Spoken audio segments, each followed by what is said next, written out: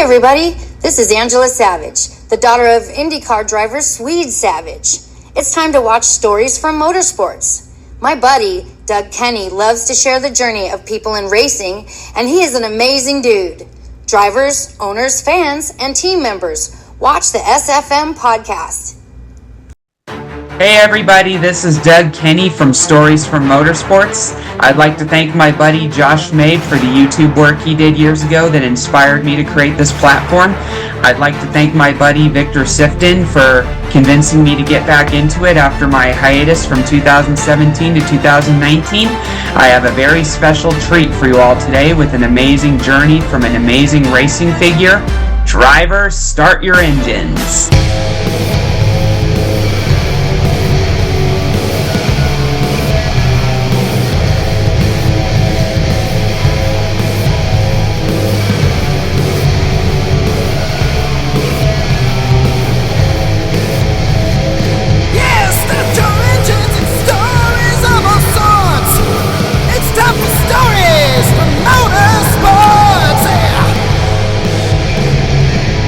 Hey everybody, this is Doug Kenny from SFM, and today we have the former PR guy for Go FAS Racing and previously Go Green Racing, Tim Barile, with us. How you doing?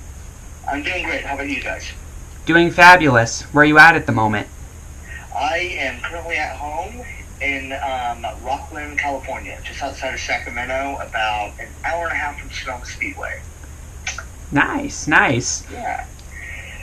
So, Are you active in motorsports at the moment, or what are you up to career-wise? No, I'm not, active-wise. I just, I watch it on TV when I can, but I've kind of shifted gears and now work in the commercial insurance industry, so something a little bit more stable. Yeah. So when did you get involved in racing to begin with? So I became a huge fan of racing at a young age.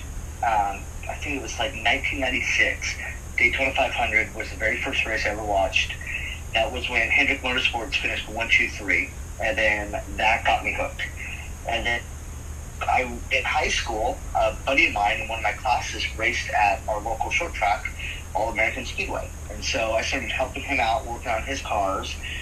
That led from one thing to another. Ended up working for a couple K&N Pro Series West teams, and then decided I wanted to get into the business side of racing. So I was going to college, and I transferred out to UNC Charlotte.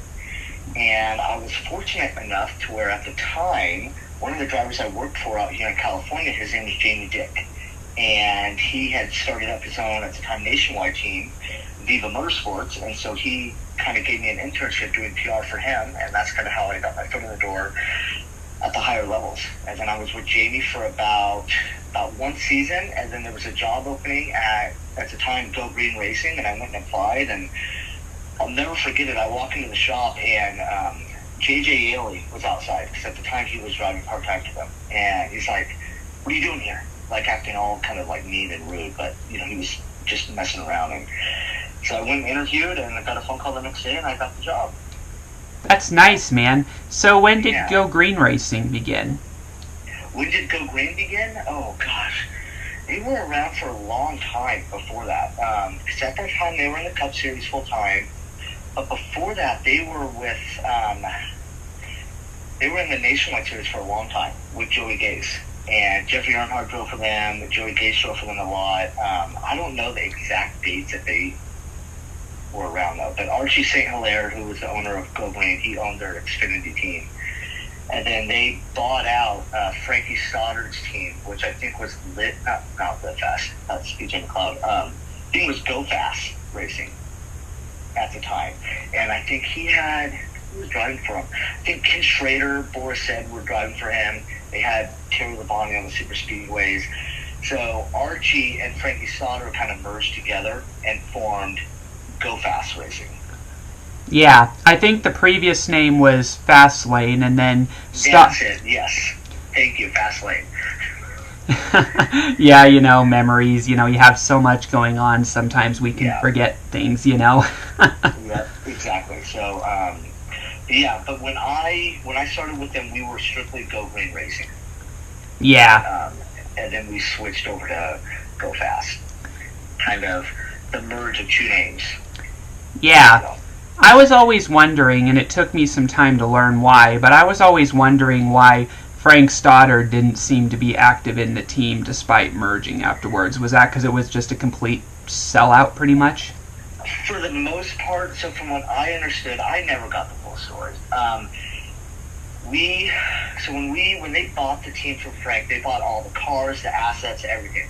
And it's funny because all the cars and assets came from Roush Racing, because obviously that's where Frankie spent his career. And it's funny because all of our pit equipment was the Jamie McMurray Crown Royal equipment.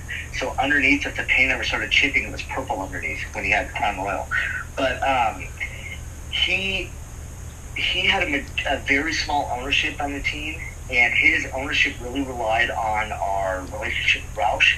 And Frank had more control on the super speedways and the road courses because Frank brought us, Bobby Labonte later on, and Boris Said and all those guys. Yeah, I noticed that Boris drove with you guys for a while, and then when they decided to have a full-time driver, he was left driving for a few other teams like Circle Sport, I believe, at one point. Yeah, he did. Okay, I'm trying to remember. I know he did Sonoma with us. He did Sonoma and Watkins Glen for us, and then those were the two primaries. Well, at the time, that was only two road courses, I guess. It's hard to think that far back. Now there's so many road courses in the series, but at the time, we only had those two. Yeah, and didn't you have Patrick Carpentier at one point? Yes, he drove for us at Indianapolis.